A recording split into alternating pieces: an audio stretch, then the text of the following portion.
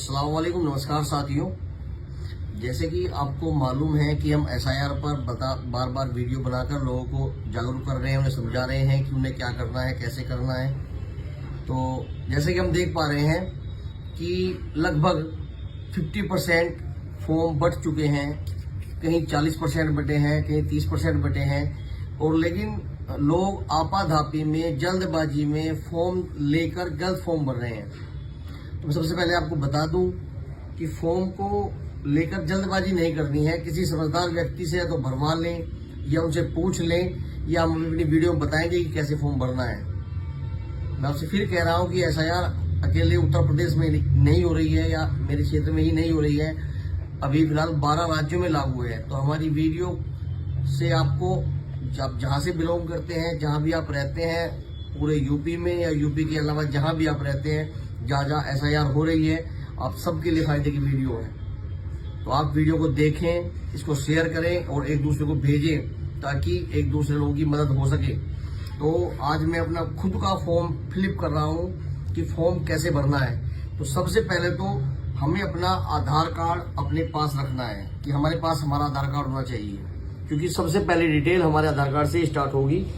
क्योंकि हमें लिखनी है डेट ऑफ बर्थ। देखिए फॉर्म में सबसे ऊपर है डेट ऑफ बर्थ का ऑप्शन।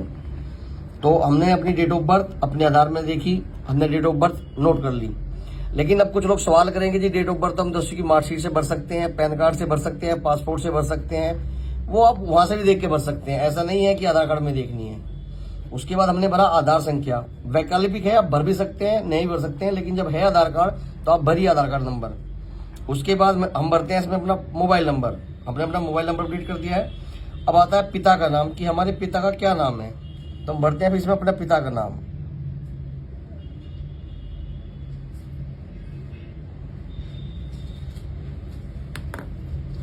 अब इन्होंने पूछा है कि आपके पिता का ईपिक नंबर अगर है, तो हमारे पास अपने पिता का ईपिक नंबर है तो हम भर देते हैं।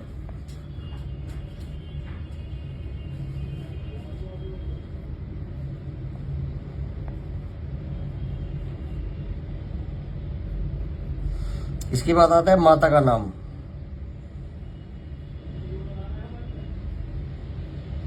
माता का ईपिक नंबर अगर है तो भर देते हैं। फिर आता है पत्नी का नाम या पति का नाम, तो पत्नी का भरना पड़ेगा हमें, तो पत्नी।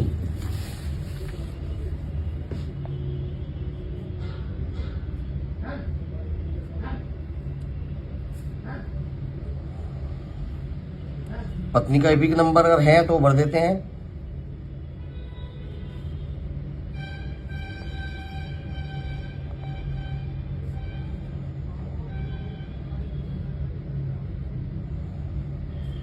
अब नीचे इसमें 2 कॉलम है।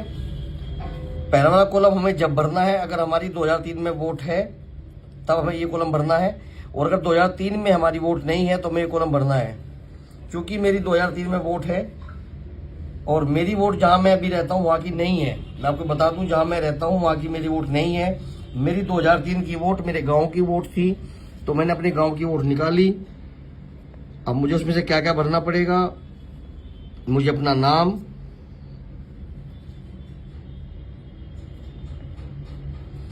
मुझे अपने ईपिक नंबर, उस टाइम मेरा ईपिक नंबर नहीं था। और देखिए एक चीज और देखिए कि मेरा नाम उस टाइम खाली नौशाद लिखा हुआ है, जबकि मेरा पूरा नाम नौशाद सैफी है। कुछ लोग कंफ्यूज हैं, अगर जी पहले वाली लिस्ट में क्या था तो उससे फर्क नहीं पड़ता कि उस टाइम मेरा सरनेम नहीं जुड़ा हुआ था। अब सरनेम जुड़ा हुआ है तो मैं खाली नौशाद यहाँ लिख दूंगा, कोई दिक्कत नहीं है। उसके बाद अपने पिता का नाम। अब देखिए पिता के नाम में भी सरनेम नहीं है, जबकि अभी जो है हमारे नाम में सरनेम है, तो इससे कोई फर्क नहीं पड़ता है। ये छोटी छोटी चीजें हैं जो आप लोग बार बार पूछते हैं, कमेंट्स करते हैं। अगर वो सरनेम नहीं है, अहमद नहीं लिख रहा, अली नहीं लिख रहा, मलिक नहीं लिख रहा, इदरीसी नहीं है, तो इसमें से कोई दिक्कत नहीं है।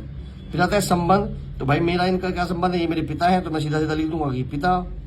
बहुत ही आसान है भरना, बस ध्यानपूर्वक भरना है, कटिंग नहीं करनी है, गलती नहीं करना है। जिला, अब मेरी जो वोट थी उस टाइम मुजफ्फरनगर जिले में थी, तो ये जैसे लिखा हुआ है इसमें डिटेल, यहाँ मुजफ्फरनगर जिला लिखा हुआ है।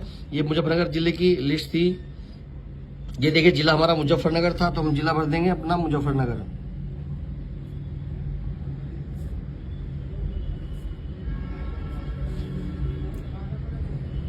और मुजफ्फरनगर जिले में हमारे जो राज्य क्या नाम होता है, उत्तर प्रदेश होता है। तो उत्तर प्रदेश लिख देंगे। विधानसभा उस टाइम कौन सी हमारी लगती थी, तो भैया वो कैराना हमारी लोकसभा लगती थी, विधानसभा कैराना थी उस टाइम, तो हम कैराना लिख देंगे। अब कैराना का उस टाइम संख्या कितनी थी, विधानसभा संख्या कितनी थी, तो 395। ये जो लिखा है विधानसभा निर्वाचन क्षेत्र की संख्या, तो उस टाइम ये संख्या 395 थी निर्वाचन संख्या। भाग संख्या, अब किसी भी जो आपके पास लिस्ट होती है 2003 की, उसमें भाग संख्या राइट हैंड पे कोने पे लिखा होता है, देखो ये लिखा हुआ भाग संख्या 223, तो हम अपनी यहाँ भाग संख्या लिखेंगे 223। उसके बाद क्रम संख्या, क्रम संख्या उसको बोलते हैं जहां आपका नाम लिखा हुआ है, कितने नंबर पे आपका नाम लिखा हुआ है। जैसे मेरा नाम लिखा हुआ है 19वें नंबर पे, तो मैं लिख दूंगा 19, और मुझे यहाँ पे सिर्फ साइन कर देने हैं। अब मुझे फॉर्म सीधे बीएलओ को जमा कर देना है। अच्छा, दूसरी बात, इसमें सबसे ऊपर एक ऑप्शन था फोटो का।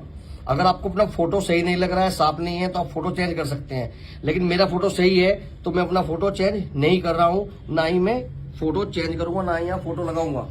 तो फोटो भी आप जब भी लगाएं जब आपको लगता है कि आपको अपना फोटो चेंज करवाना है। तो मैंने फॉर्म भरा है कि जिनका नाम लिस्ट में है उनका फॉर्म कैसे भरा जाएगा, बड़े साफ साफ भरना है, एक दूसरे को जागरूक करना है, एक दूसरे को बताना है, और जो भी एक्टिव साथी एक्टिव लोग हैं वो एक दूसरे की मदद करें, अपनी गली में, अपनी मोहल्ले में अपने लोगों के फार्म भरें। हम भी लगातार फॉर्म भर रहे हैं, लोगों को जानकारी दे रहे हैं। दूसरी बात, जो लोग अभी रह गए हैं, जिन्होंने अभी तक अपने फॉर्म नहीं लिए हैं, या अपनी इसे कह लीजिए मतदाता पर्ची बोल लीजिए, जब आप चुनाव का वक्त आते हैं तब मतदाता पर्ची मिलती है, ये उस तरह का ही फॉर्म है। जो लोग दूर दराज अलग कई एरियो में रहते हैं, किराए पर रहते हैं, वो जिनके पास वोटर ID कार्ड है और अभी तक अपनी पर्ची नहीं ली है, तो आप अपनी पर्ची जल्द से जल्द ले लीजिए। बीएलओ आपका इंतजार कर रहे हैं, बीएलओ आपको ढूंढ रहे हैं, तो आप अपने बीएलओ के पास जाइए, अपने बूथ पर जाइए, अपनी पर्ची लीजिए, और पर्ची लेने के बाद सही से फॉर्म भरिए, ठीक है। और आगे हम फिर आगे की जानकारी देंगे कि बाकी फॉर्म कैसे भरने हैं, उसकी भी जानकारी अलग अलग जानकारी देंगे।